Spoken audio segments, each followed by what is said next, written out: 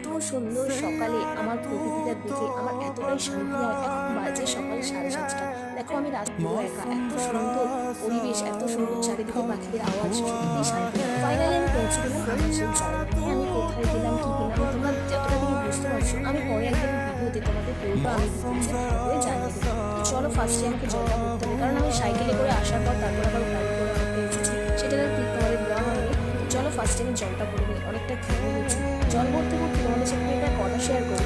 এটি হচ্ছে আমার ফার্স্ট মিনিট ব্লগ ভয়েস দেওয়া। তোমাদের যদি ভালো লেগে থাকে তাহলে আমাকে একটু সাপোর্ট করবে। তারপরে আমি আমার কিছু কাজ ছিল সেগুলো নিলাম। হ্যাঁ, রাস্তায় আমি তরমুজটা নিয়ে নিয়েছিলাম, কারণ শুধু মুড়ি তো খাওয়া যায় না। টিফিন টাইমে তরমুজটা আমি খেয়ে নিলাম আর বুঝ দেখিয়ে দেবো। বাড়ি এসে দেখি মাছ রান্না করেছি, বরবট্টি চিংড়ি মাছ আর লাল লাল ঝাল। আজকের ব্লগটা আমার এমন ছিল, আর এতটা সুন্দর আকাশ বৃষ্টি হওয়ার পরে জাস্ট তোমাদের সাথে একটু শেয়ার করলাম দেখার মতো। তো আমার ব্লগটা এতটাই ভালো লাগলে লাইক করে, কমেন্ট করে, শেয়ার করে দিও। Bye bye.